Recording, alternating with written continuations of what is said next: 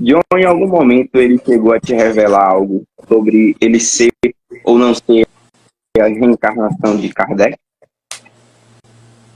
Olha, eu vou partir da minha... Eu sou um defensor da tese. Respeito quem pensa diferente. Lamentavelmente, a ciência ainda não tem metodologia, evidências concretas para a gente, né, dizer... Por isso que eu chamo de tese. Eu defendo a tese, não defendia.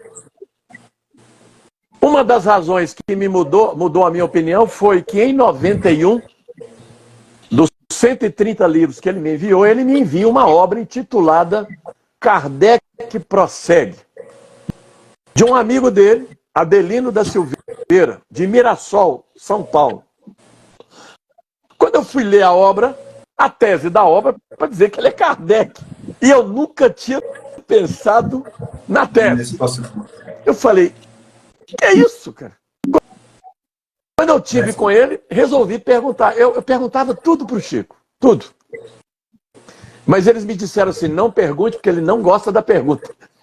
Pô, Mesmo assim, mas ele me mandou um livro para dizer que ele é Kardec. E a capa do livro é um Kardec em degradê. Então, parece Kardec, vai sumindo e aparece o Chico. Aparece ele, interessante.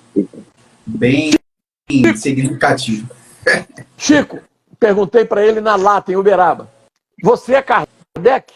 Meus amigos, ele ficou tão contrariado com a pergunta que eu tive que mudar o conteúdo da prosa ali. Ele não me disse nem que sim, nem que não. Em 98, ele me manda uma mensagem. Eu recebia muito aquelas caixinhas de mensagens. Ele costumava mandar frequentemente, principalmente no Dia das Mães e no Natal. Ele mandava. E em 97, teve uma reunião espírita no Triângulo Mineiro, chamado Cometrim. Tinha umas 500 pessoas que participavam e um médium psicografou uma mensagem do espírito Hilário Silva dizendo que o Chico era Kardec. E ele me manda essa mensagem pelo correio. Ora, pergunto a você, se ele não concordasse com a tese, por que ele estava divulgando a tese? Então... já não ter respondido a você, né, no dia que você responder, aquela questão do quem cala consente, né? Ele não quis. Pois é. Né? Isso... Olha, eu não pedi a obra, porque se eu chegasse com essa obra perto dele para ser autografada, é uma coisa.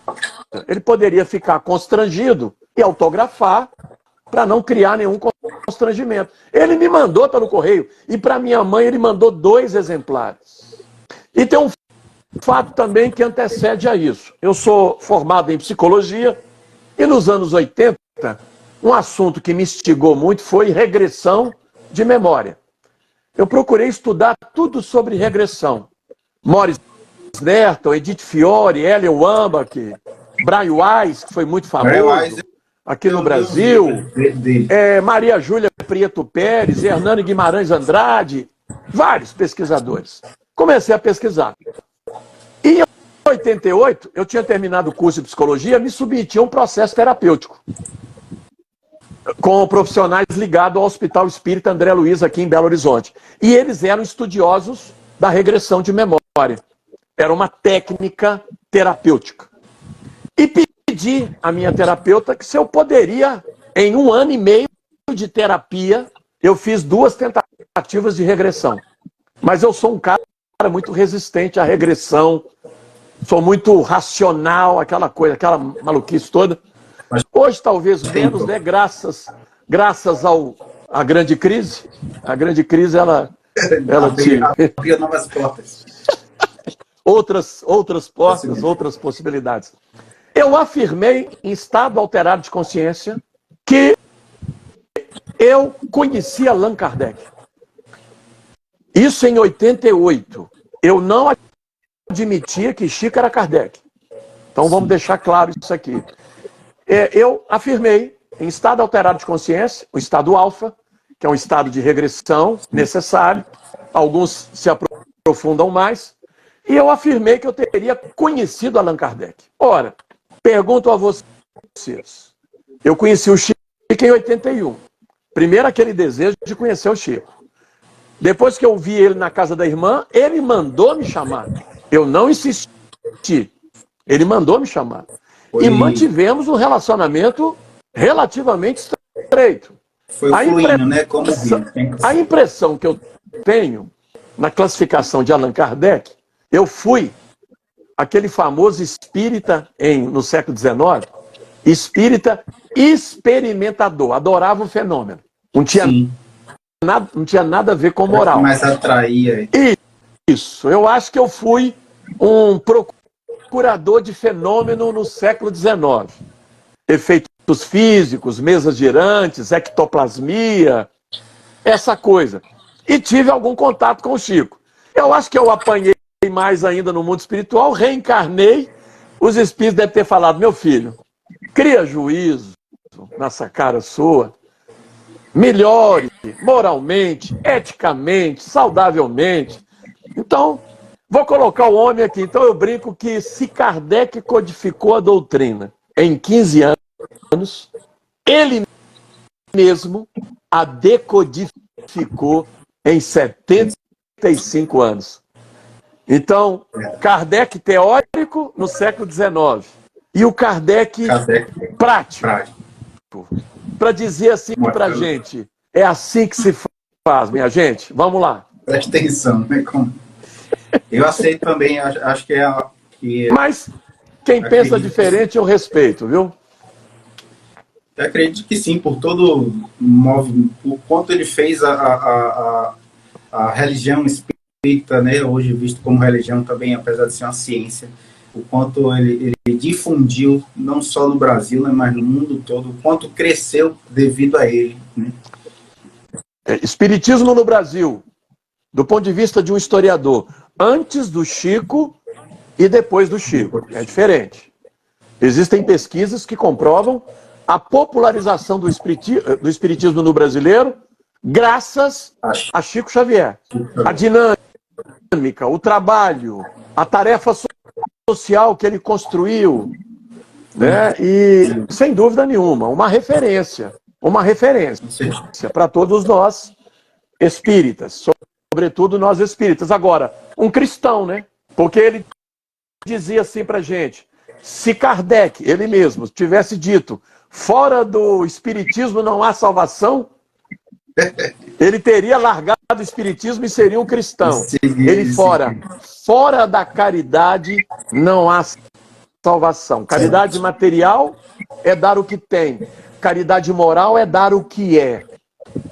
Então, o Chico, ele exemplificou.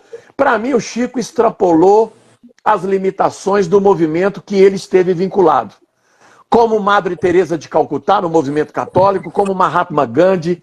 Essas grandes almas, elas extrapolaram.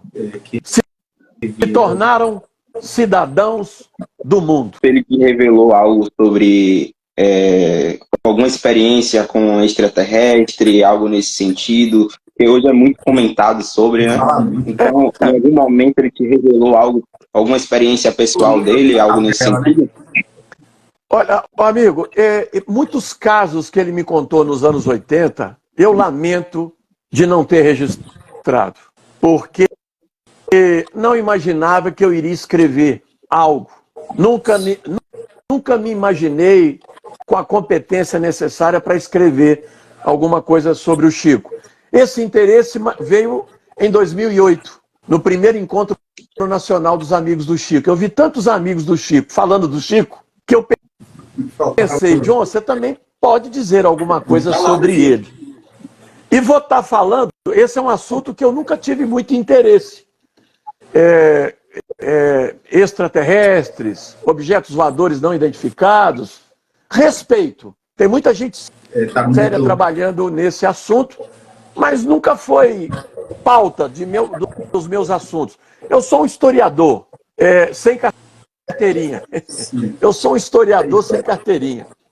Mas, em respeito à memória do Chico, eu estou colocando um episódio curioso. E estou deixando claro para o leitor que se eu tivesse na condição de leitor da minha obra, eu também ia duvidar. Então, eu estou deixando para o leitor, falei assim, vocês podem duvidar, porque eu também duvidaria.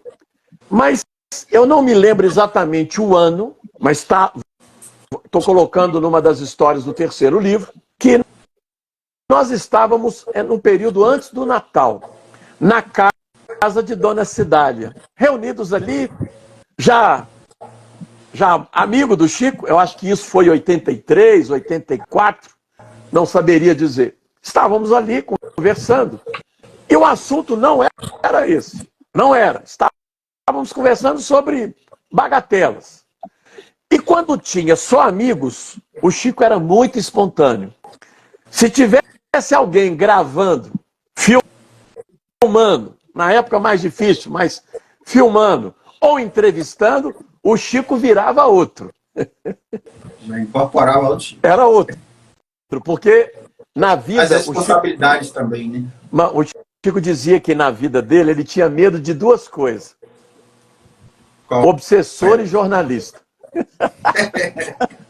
Que é uma ele passou muito perrengue com jornalista marrom, né? Não sério, né? Porque tem muito jornalista sério. Então estávamos ali sentados, de repente, meus amigos, ele faz o seguinte comentário. Gente, o que vocês acham? Eu não sei se ele falou Estrela de Belém ou se ele falou Estrela d'Alva. O que vocês acham daquela estrela acompanhar o nascimento de Jesus? Pergunta inusitada, inesperada. Do nada. Nos entreolhamos, quem estava lá, eu não me lembro, mas ficamos calados, porque eu também nem tinha o que dizer nada. Eu ia falar, será que é um cometa, né? Me deu vontade de falar, Chico, deve ser um cometa, uma coisa assim. Ficamos calados. E ele continuou. Vou dizer uma coisa para vocês. E destacou. Quem está dizendo aqui sou eu. Não é Emanuel que está me falando, não. É a minha opinião. Destacou.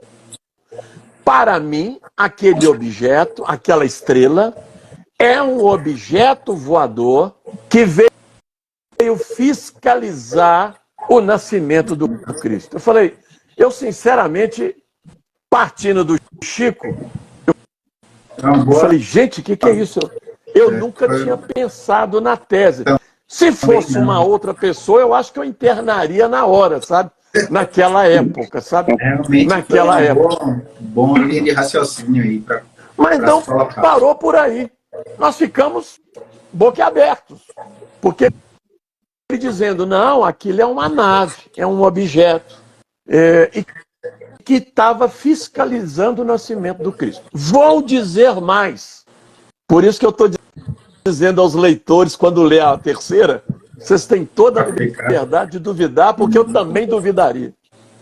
Vou dizer mais. Para mim, os 3 reis magos eram tripulantes desse objeto que se vestiram e se apresentaram com a indumentária da época para fiscalizar em loco, pessoalmente, as condições que o Cristo teria nascido. Gente, algo assim. Vai abrir muita discussão isso aí, viu? Vai estar no meio dos ufólogos aí, vai. Olha, eu fiquei boquiaberto. Eu tenho um amigo que é estudioso da ufologia, o Geraldo Lemos Neto, e foi a primeira pessoa que eu falei do caso, que mandei para ele, e ele vibrou, né, porque ele gosta de casos ligados à ufologia. E não ficou por aí, meus amigos. Não ficou por aí. Fomos embora para casa, eu saí dali com a cabeça explodindo, porque eu sempre fui muito curioso em diferentes assuntos e tentando interpretar, entender aquela fala do Chico. Dias depois, um sobrinho neto do Chico me liga e a pedido do Chico. E ele me disse assim, ó, o tio Chico pediu para você ler a obra Operação Cavalo de Troia, volume 1, do escritor J.J. Benítez. Operação Cavalo. Não sei se vocês conhecem a série.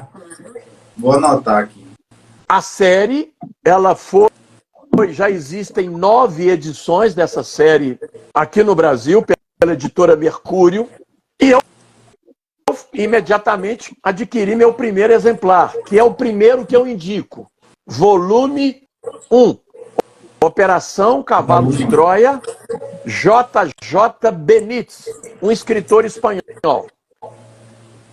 E quando eu li o livro, eu fiquei, confesso a vocês, entra no campo da ficção científica, o livro.